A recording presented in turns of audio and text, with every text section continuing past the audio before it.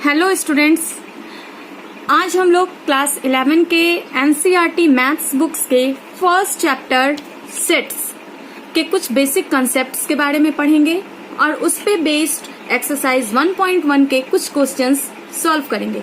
I hope आपको सारे concepts clear होंगे और अगर आपको ये वीडियो अच्छा लगे तो आप इसे लाइक, शेयर और सब्सक्राइब जरूर करें।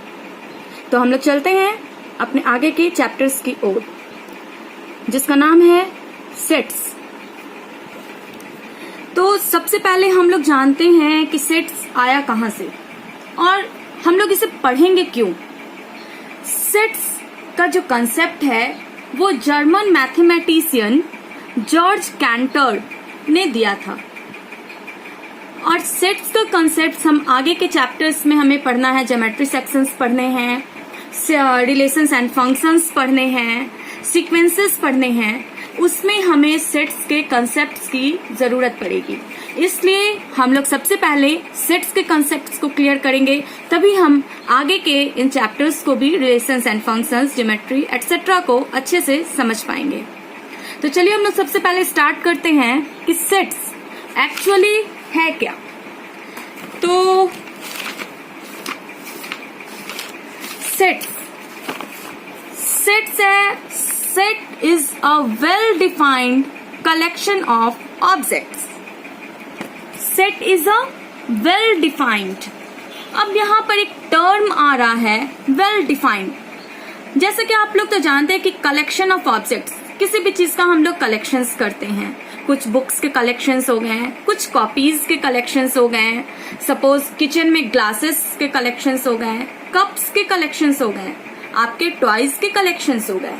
तो यहाँ सेट्स भी है, वो भी कलेक्शन ऑफ ऑब्जेक्ट्स है, बट यहाँ एक स्पेशल टर्म है वेल डिफाइंड। हमें इसके कंसेप्ट्स को क्लियर करना होगा। What do you mean by well defined?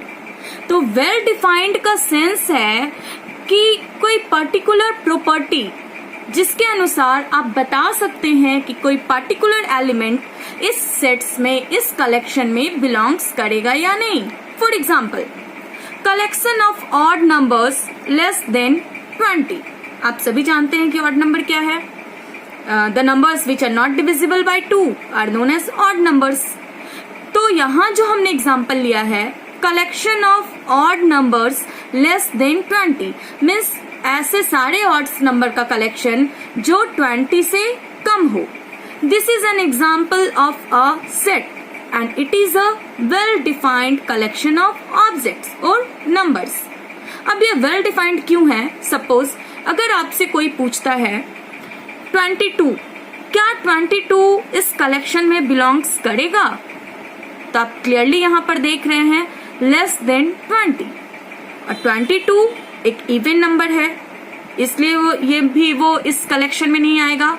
And second point, 22 more than 20 है, इसलिए भी वो इस कलेक्शन में नहीं आएगा।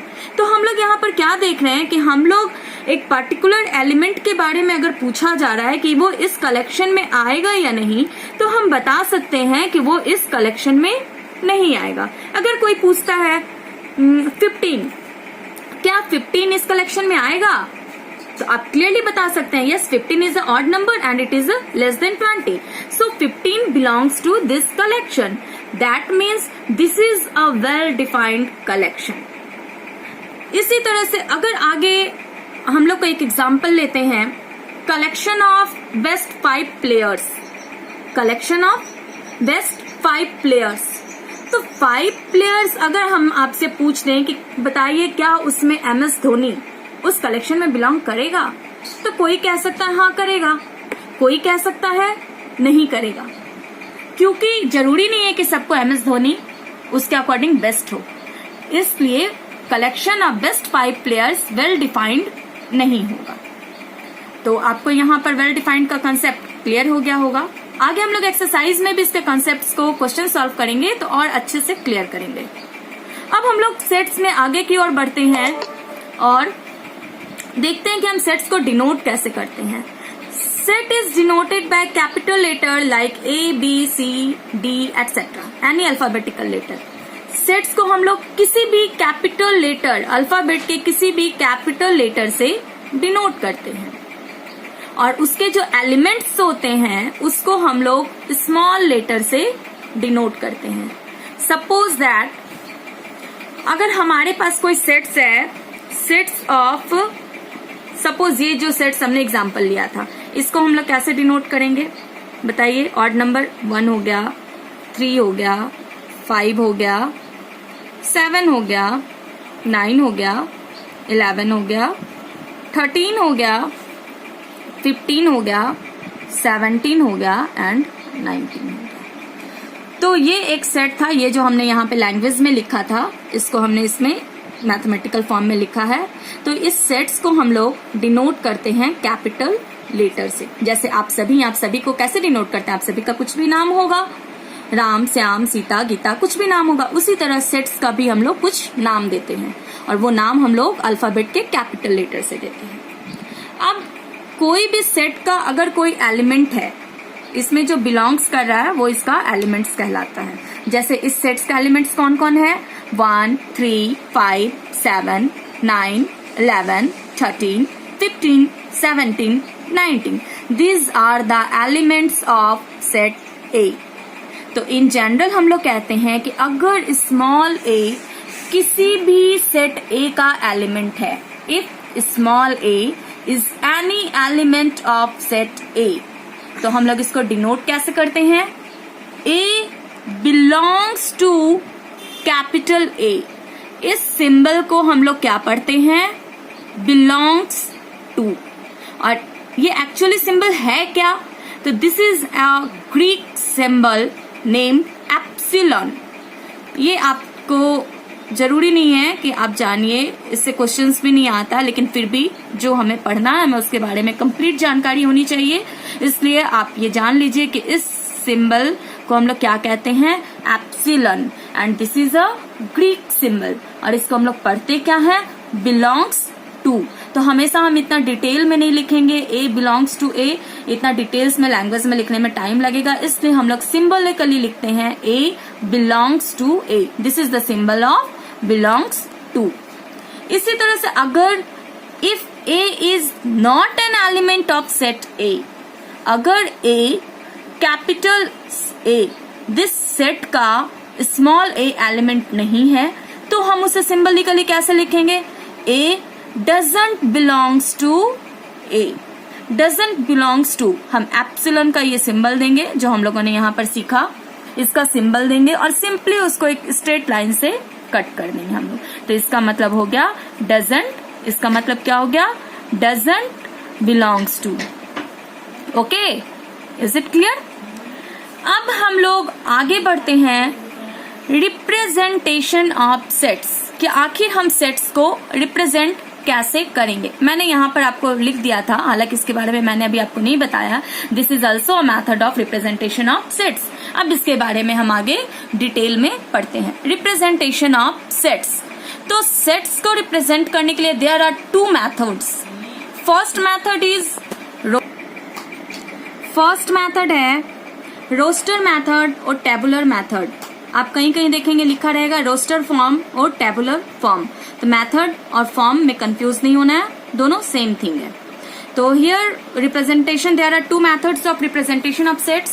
फर्स्ट इज रोस्टर मेथड और tabular method, and the second method is set builder method.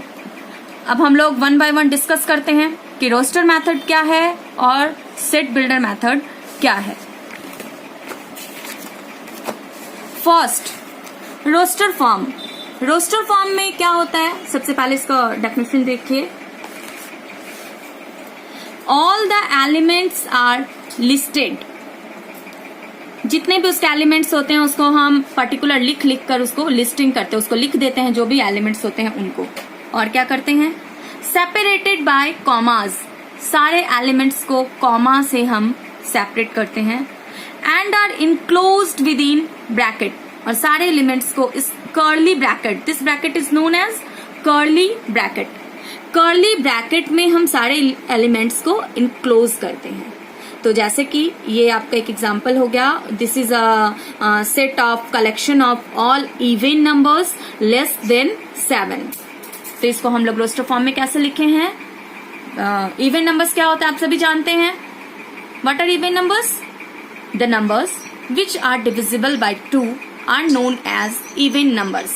अब हम लोग इसमें क्या बोल रहे हैं? Less than, what is less than 7? तो लेस देन 7 क्या क्या इवन नंबर्स हो जाएगा?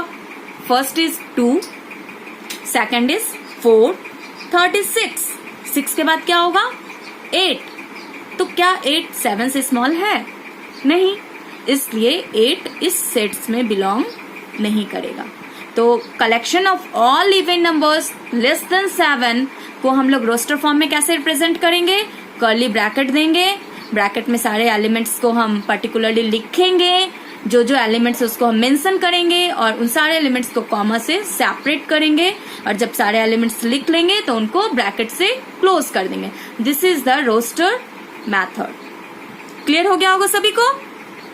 अब हम लोग दूसरे मेथड की ओर बढ़ते हैं, सेट बिल्डर फॉर्म और सेट बिल्डर मेथड। इसका हम लोग डेफिनेशन देखते हैं, क्या है देखिए। All the elements of a set possess a single common property which is not possessed by any element outside the set। अब इसका मतलब क्या हुआ? किसी भी सेट का जितने भी एलिमेंट्स हैं वो एक सिंगल कॉमन प्रॉपर्टी पोसेस करते हैं। मतलब जो भी एक सेट्स का एलिमेंट्स है उसका एक कॉमन प्रॉपर्टी है जो उसके बाहर के एलिमेंट्स के पास वो प्रॉपर्टी नहीं है। फॉर एग्जाम्पल आप इसी सेट्स को देखिए, इस सेट्स में सपोज इस सेट्स का नाम हम लोग पहले सीख चुके हैं कि इसको हम लोग कैपिटल लेटर से डिनोट करते हैं। कोई भी बोल दीजिए, सपोज दैट ए। इस सेट्स का नाम क्या है?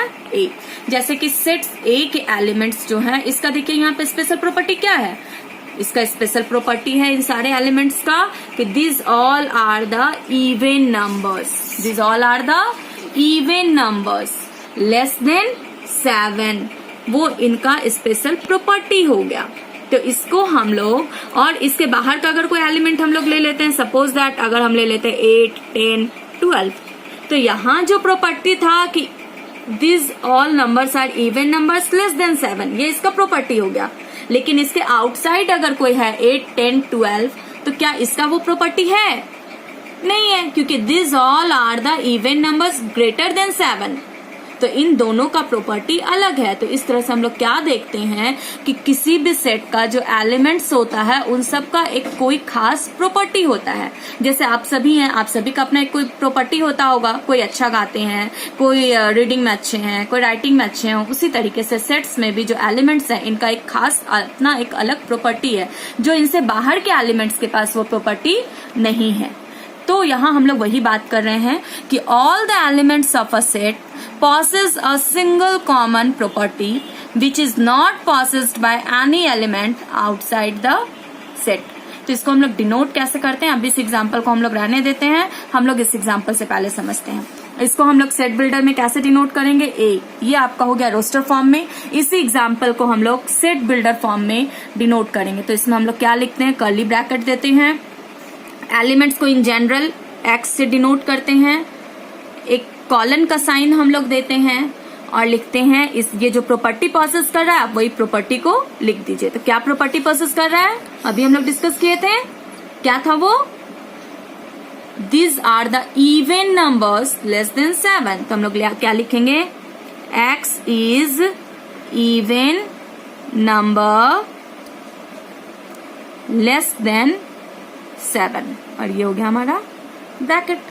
ठीक है, और नहीं तो फिर आप इसको इस तरीके से भी लिख सकते हैं, x such that x is even number, और जहां पर एक कॉमा लिख दीजिए और बता दीजिए कि आपका x जो है वो लेस देन 7 है।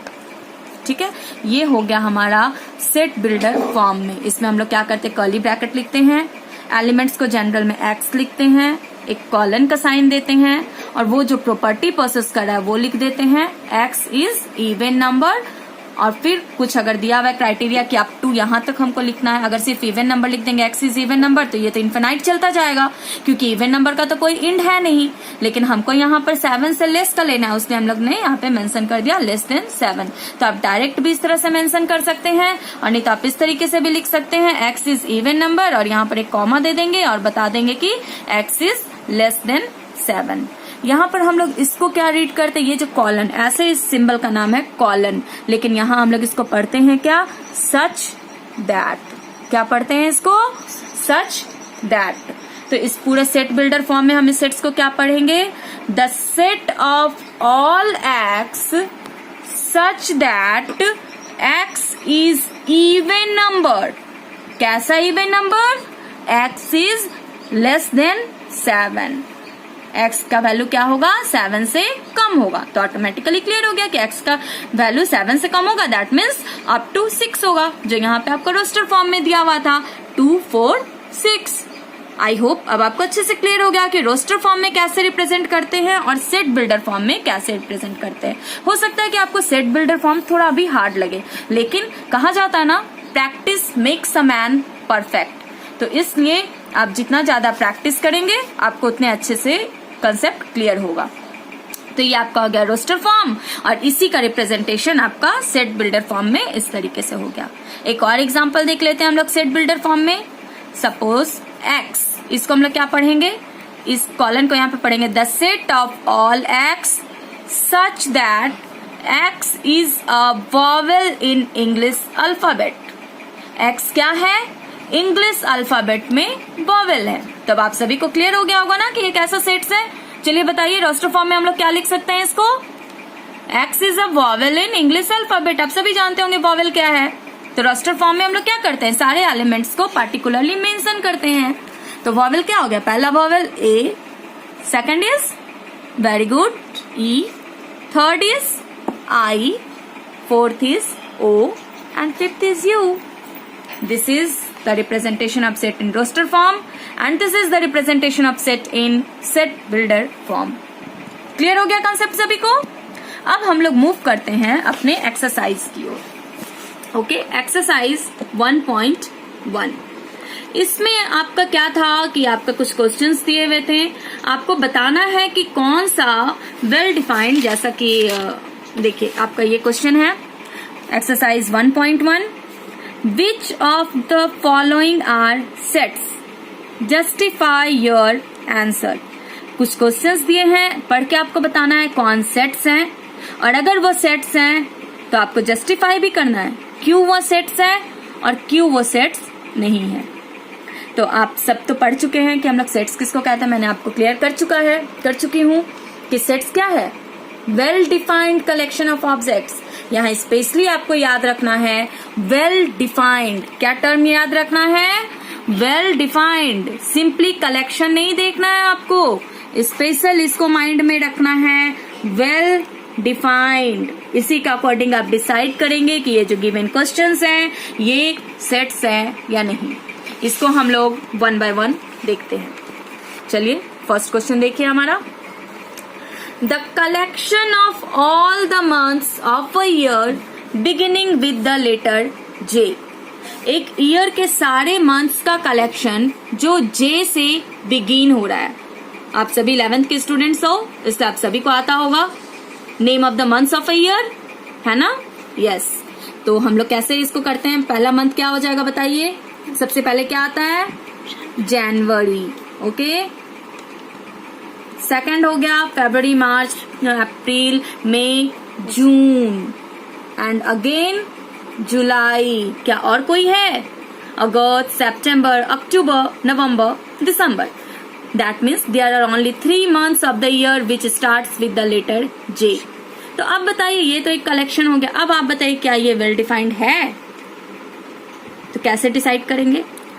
मैंने क्या बताया था वेल डिफाइंड के लिए कि कोई पर्टिकुलर प्रॉपर्टी जिसके अकॉर्डिंग आप बता सकते हो कि कोई गिवन एलिमेंट इस कलेक्शन में बिलोंग्स करेगा या नहीं। अगर मैं आपसे पूछूं क्या मार्च इसमें बिलोंग्स करेगा इस कलेक्शन में, तो आप क्लियरली बताओगे No, March doesn't belongs to this collection because March begins with the letter M, and here we have to take only those months which begins with J. That means this is a well defined collection of objects. किसी भी collection का जो elements होता है उसको हम लोग objects भी कह सकते हैं, एलिमेंट्स भी कह सकते हैं. ठीक है, तो यहाँ पर जनवरी, जून, जुलाई एक सेट का क्या है, एलिमेंट्स है, और ये जो कलेक्शन है क्या है, वेल डिफाइंड है, इसलिए this is a set. Yes, this is a set. क्यों? Because this is a well defined collection of objects. अब हम लोग सेकंड आते हैं. The collection of 10 most talented writers of India. क्या बोला जा रहा है?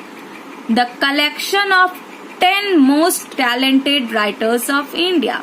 तो कलेक्शन आपको 10 का लेना है, तो यहाँ पर क्या बोला गया है, 10 मोस्ट टैलेंटेड. तो टैलेंटेड का जो क्राइटेरिया है वो पर्सन टू पर्सन वेरी करता है. हो सकता है यहाँ पर अब मान लीजिए Rabindranath Tagore is a famous writer, हो सकता है कि मेरे अकॉर्डिंग वो बहुत टैलेंटेड हो, लेकिन और कोई पर्सन है उसके अकॉर्डिंग वो ज्यादा टैलेंटेड नहीं हो. उनके अनुसार लगता है no, APJ Abdul Kalam is the most talented, Rabindranath Tagore is not talented. कोई भी ऐसा सोच सकता है, इसलिए टैलेंटेड का criteria person to person vary करेगा. इसलिए यहाँ अगर हमें 10 का कलेक्शन लेना है तो कोई जरूरी नहीं है कि हम किस राइटर को रखें, ये पर्सन टू पर्सन वेरी करेगा. सो this is not well defined collection, इसलिए ये क्या है, not well defined collection. So this is not a set. क्यों सेट नहीं है? Because this collection is not well defined, so this is not a set. Third question की ओर हम लोग बढ़ते हैं. थर्ड क्वेश्चन क्या है हमारा? A team of 11 best cricket batsman of the world. Same as question 2. आपको यहाँ पे क्या आ गया, 11 बेस्ट क्रिकेट बैट्समैन. तो ये क्या होगा, ये क्राइटेरिया बेस्ट क्रिकेट बैट्समैन का criteria person to person vary करेगा. सो ये वेल डिफाइंड कलेक्शन नहीं होगा. So this is not a set. क्यों सेट नहीं है? Because not well defined collection. Okay. Fourth question. The collection of all boys in your class. क्या बोला जा रहा है आपको यहाँ पर? आपके क्लास के जितने भी बॉयज हैं, तो किसी भी क्लास में नंबर ऑफ बॉयज या नंबर ऑफ गर्ल्स तो फिक्स होते हैं. सपोज आपके क्लास में 50 बॉयज हैं, तो यहाँ पर क्या बोला जा रहा है, the collection of all boys in your class. ये क्वेश्चन क्लियर हो गया? The collection of all boys in your class. किसी भी क्लास में नंबर ऑफ बॉयज या नंबर ऑफ गर्ल्स फिक्स होते हैं. फॉर एग्जाम्पल आपके क्लास में 50 स्टूडेंट्स हैं, जिसमें कि 30 गर्ल्स हैं एंड 20 बॉयज हैं. तो क्या हो जाएगा, उन सारे 20 बॉयज का नाम इसमें आ जाएगा. तो उसमें जो भी 20 बॉयज हैं, तो उसके बारे में अगर पूछा जाएगा कि ये स्टूडेंट इसमें, ये बॉय इसमें आएगा कलेक्शन में कि नहीं, तो आप क्लियरली बता सकते हो. अगर वो आपके क्लास का बॉय है तो वो इस कलेक्शन में बिलोंग्स करेगा, और अगर आपके क्लास का नहीं है तो वो नहीं बिलोंग्स करेगा. That means this is a well defined collection, इसलिए ये क्या होगा, yes it is a set. अब next question. The collection of all natural numbers less than 100. मतलब क्या हुआ, सारे नेचुरल नंबर्स का कलेक्शन जो कि 100 से लेस देन है. तो नेचुरल नंबर्स किसको कहते हैं? All the counting numbers starting from 1 are known as natural numbers. तो इसमें आपके क्या क्या आ जाएंगे? 1 से स्टार्ट हो गया, 1 2 3 4, कहां तक चला जाएगा? Less than 100. तो लेस देन 100 कौन सा नेचुरल नंबर है? 99. तो आप क्या देख रहे हैं यहाँ पे, क्या ये एक वेल डिफाइंड कलेक्शन है? Yes, it is a well defined collection. क्योंकि अगर कोई आपसे पूछे क्या 101 इस कलेक्शन में बिलोंग करेगा, तो आप क्लियरली कहोगे no, 101 doesn't belongs to this collection, because 101 is a natural number but this is not less than 100. So 101 doesn't belongs to this collection. So that means this collection is a well defined collection. सो number 5 is a set. Now move on to the next question. A collection of novels written by the writer Munshi Premchand. कोई भी आपको इसमें क्या करना है, मुंशी प्रेमचंद के द्वारा लिखे हुए जितने भी नॉवेल्स हैं उसका कलेक्शन।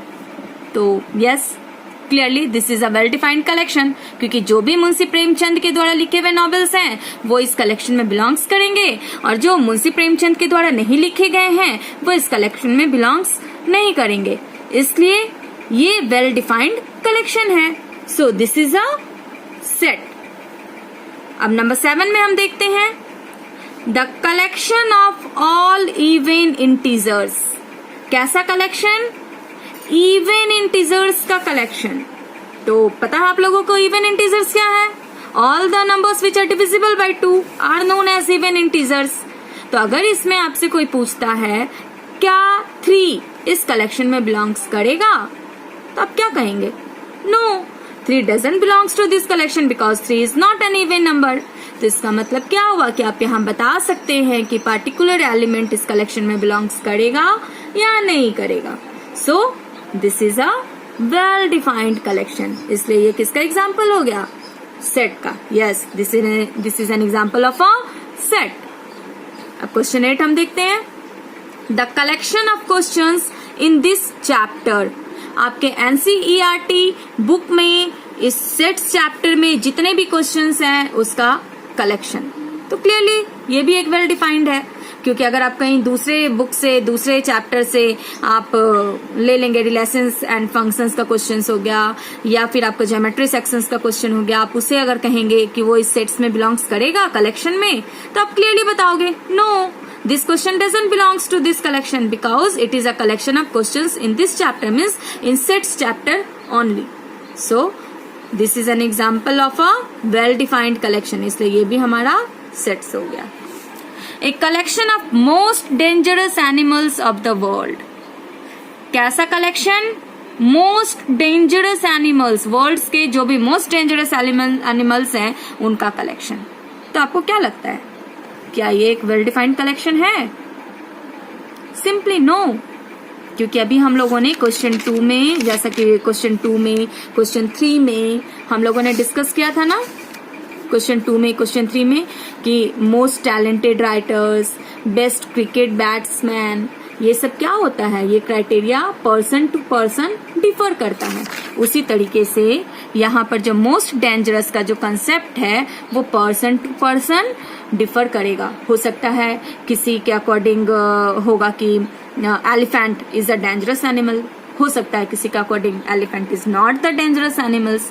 तो इस तरीके से ये जो कलेक्शन हो गया ये आपका वेल डिफाइंड नहीं हुआ। सो this is not a set. इसका रीजन क्या होगा? Because this is not a well defined collection.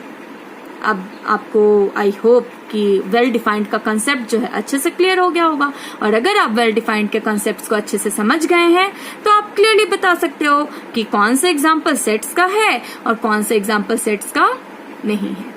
अब हम लोग क्वेश्चन नंबर 2 की ओर बढ़ते हैं।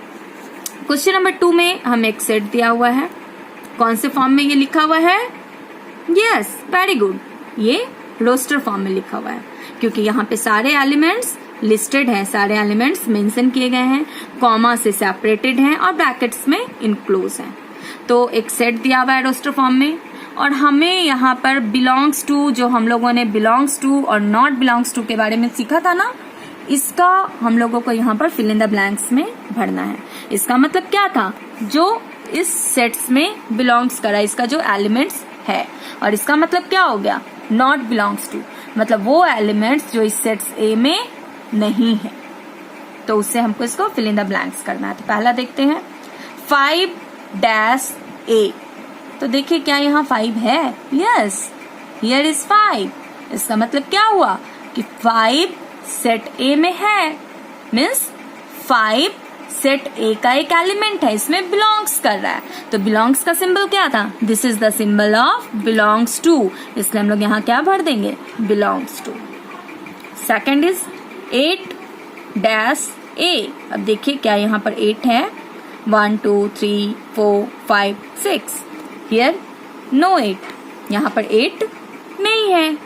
तो इसका मतलब क्या हुआ, 8 doesn't belongs to set A. तो डजंट बिलोंग्स का सिंबल क्या था हमारा, ये सिंबल था। तो हम यहाँ क्या लिख देंगे, बिलोंग्स टू लिखेंगे और स्ट्रेट लाइन से कट कर देंगे। इसका मतलब हो गया doesn't belongs to A. 0 dash A, देखिए क्या 0 है यहाँ पर, no, here is no 0, that means 0 doesn't belongs to set A, इसलिए यहाँ हो जाएगा डजंट बिलोंग्स। फिर देखिए क्वेश्चन नंबर 4 में 4 डैश ए, 4 इसमें बिलोंग्स कर रहा है, इसलिए हम क्या लिखेंगे, बिलोंग्स टू। फिर देखिए क्वेश्चन नंबर 5 में 2 डैश ए, 1 2, हियर इज 2, इसका मतलब 2 क्या है, सेट ए में बिलोंग्स कर रहा है, तो हम क्या सिंबल लिखेंगे, बिलोंग्स टू।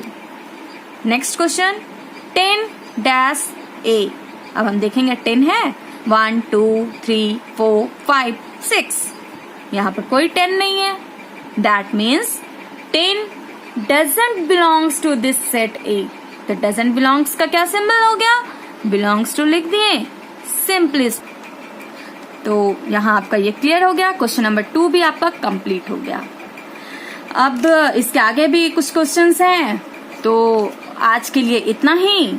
मुझे उम्मीद है कि आप सभी को सारा कंसेप्ट क्लियर हो गया होगा, और अगर आपको सारा कंसेप्ट क्लियर है तो आप मुझे कमेंट्स में जरूर बताएं, और इसके आगे के क्वेश्चंस भी हम अगले वीडियो में देखेंगे। Thank you.